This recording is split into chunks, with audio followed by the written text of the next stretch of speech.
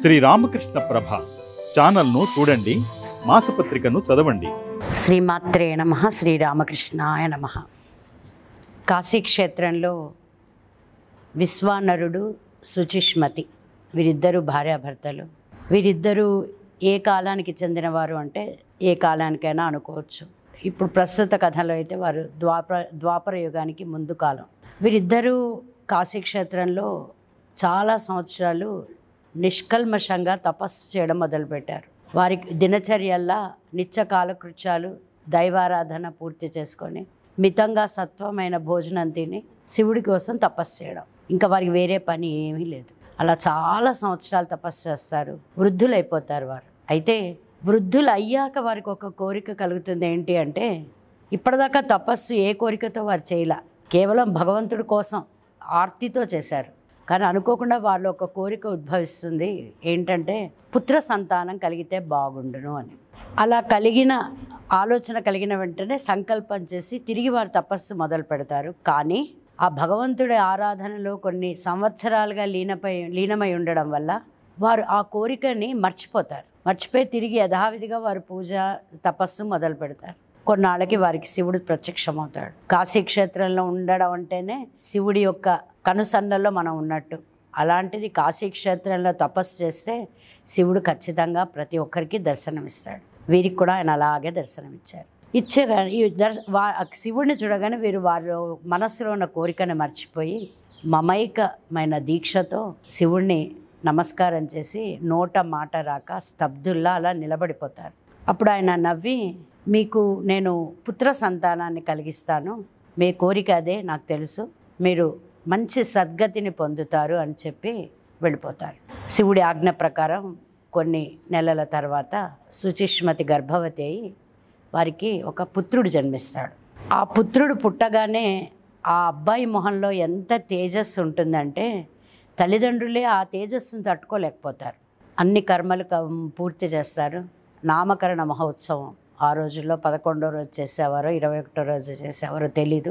వైదిక ధర్మానుసారం ఆ నామకరణ మహోత్సవానికి కూడా ఒక తేదీ నిర్ణయిస్తారు. నిర్ణయించినాక ఆ ఊళ్ళో ఉన్న వేద బ్రాహ్మణుల్ని అందరినీ పిలుస్తారు. కానీ అనుకోకుండా ఏం జరుగుతుందంటే, కొన్ని వేల మంది ఇదే తేజస్సున్న వాళ్ళు పిలవని పేరంటానికి వచ్చినట్టు ఆ యొక్క వేడుకకు వస్తారు. వీరంతా ఎక్కడి నుంచి వచ్చారు, ఎవరికి చెందినవారు, మనం ఎవరిని పిలవలేదు, ఇంత తేజస్సుతో ఇంతమంది ఎలా వచ్చారు అని వారికి ఉన్న తపశ్శక్తితో వారి దృష్టిని మళ్లించి చూస్తే వారికి తెలుస్తుంది ఏంటంటే, దేవతామూర్తులందరూ ఆ స్వర్గలోకం నుంచి బాబుని దీవించడానికి వచ్చారు. నామకరణ మహోత్సవం టైంకి వీరంతా ఎవరైతే ఆ దివ్య తేజస్సుతో భూమి మీదకి వచ్చారో వాళ్ళంతా ఆయనని గట్టిగా వైశ్వానరుడు అని పిలుస్తారు. ఇతని పేరు విశ్వానరుడు, అబ్బాయి పేరు వైశ్వానరుడు.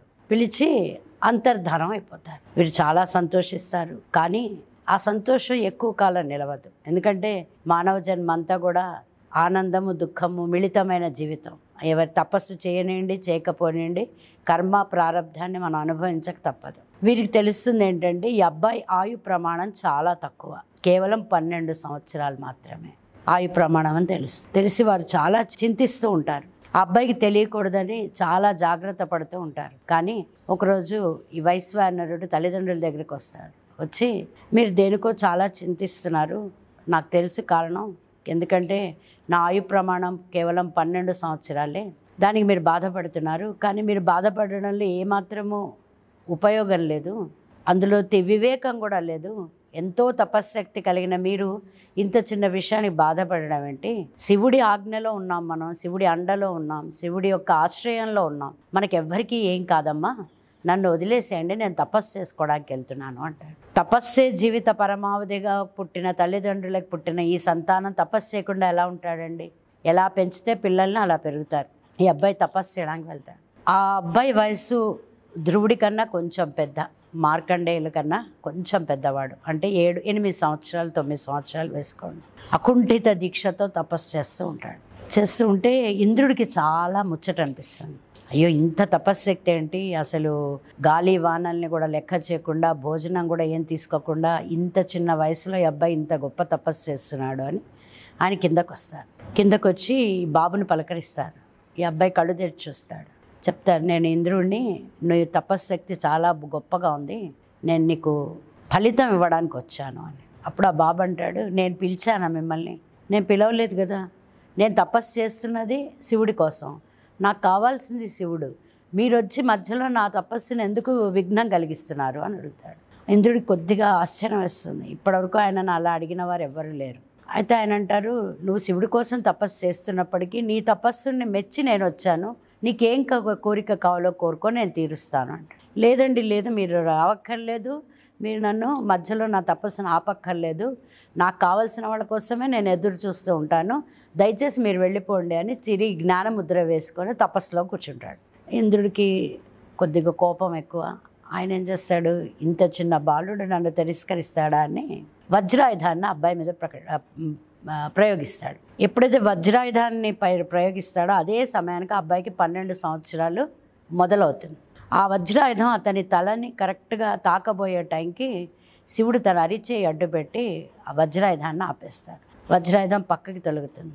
ఈ బాబు కళ్ళు తెరుస్తాడు. శివుడు బాబుతో అంటాడు, ఒరే, నీ వయస్సు 12 సంవత్సరాలే ఆయు ప్రమాణం, ఇంద్రుడు అందుకనే నీ మీద వజ్రాయుధాన్ని ప్రయోగించాడు, నీ తపశ్శక్తిని మెచ్చి నేను వచ్చి వజ్రాయుధాన్ని చేత్తో పట్టుకున్నాను అంటే అబ్బాయి నవ్వుతూ శివుడితో ఏదో మాట్లాడుతూ ఉంటారు. వీళ్ళిద్దరు సంభాషణ వినరు. ఇంద్రుడు చూస్తాడు. చూసి ఆయన కొంచెం భయం కలుగుతుంది.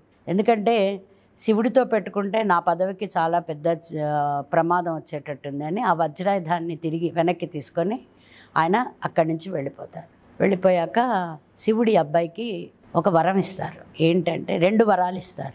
మొదటగా శివుడు అబ్బాయితో అంటారు, నువ్వు చాలా గొప్ప తపస్సు చేసావు కాబట్టి నీకు ప్రతి మానవుడిలో నువ్వు జీవించే అవకాశం నీకు ఇస్తాను. ప్రతి ఒక్క మనిషి నరజన్మ ఎత్తిన ప్రతి మానవుల్లో నువ్వు ఉంటావు. ఇంకొకటి ప్రమదగణాలు, నా ప్రమదగణాల్లో కూడా నువ్వు ఉంటావు. అష్టవస్తువుల్లో కూడా నీకు ఒక బాధ్యత ఇస్తాను అంటే ఈ అబ్బాయి అంటాడు, నాకు అవన్నీ ఏమక్కర్లేదు, మీరు ప్రత్యక్షమయ్యారు అదే నాకు చాలు అంటే అప్పుడు శివుడు అంటాడు, కొద్దిమంది తపస్సు చేసిన వారికి మేము ప్రత్యక్షం అవుతాము, ఒక వరం ఇస్తాము, కానీ నీ తపశ్శక్తి ఎంత గొప్పది అంటే నీ తపశ్శక్తి అలాగే ఉంటుంది, నీ తపశ్శక్తి కొనసాగుతూనే ఉంటుంది, తపశ్శక్తితో పాటు నీకు బాధ్యత కూడా ఉంటుంది, ఇది చాలా తక్కువ మందికి వస్తుంది, ధ్రువుడు మార్కండేయుళ్ళు నువ్వు కూడా ఒక స్థానాన్ని ఆక్రమించుకుంటావు, కాబట్టి నువ్వు ఈ యొక్క పదవి 2 పదవుల్ని అంగీకరించాలి. తప్పకుండా. ఏంటా పదవి అని అడుగుతాడు. అంటే ప్రతి ఒక్క మానవుల్లోనూ వైశ్వానరుడిగా జఠరాగ్ని రూపంలో ఉంటావు. ఎందుకంటే మనిషి తిన్న ఆహారాన్ని ఆ అగ్ని మాత్రమే ఇది చేయగలుగుతుంది, జీర్ణం చేయగలుగుతుంది.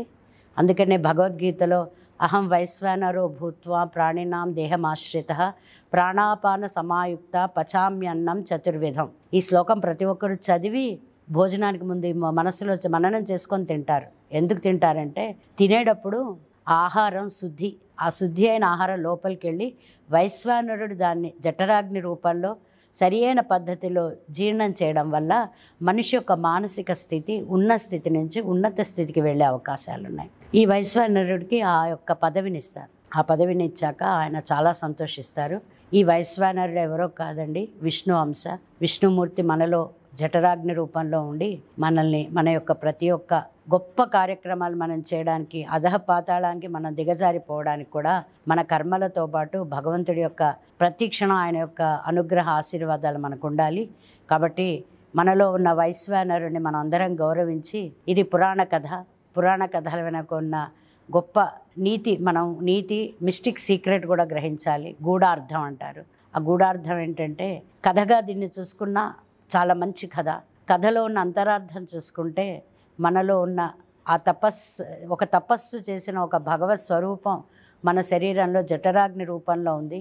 అది మన యొక్క జీర్ణ వ్యవస్థని పూర్తిగా సరిదిద్ది మనల్ని సన్మార్గంలో నడుపుతోంది అని తెలియడానికి ఈ కథ కూడా ఒక విధంగా ఉపయోగపడుతుంది. కాబట్టి అందరం దీన్ని గట్టిగా నమ్మి ఆ భగవద్గీతలోని ఆ శ్లోకాన్ని అందరం చదివి మన యొక్క మంచి జీవితాన్ని మనమే మన చేతులతో మలుచుకుందాం. శ్రీమాత్రే నమః.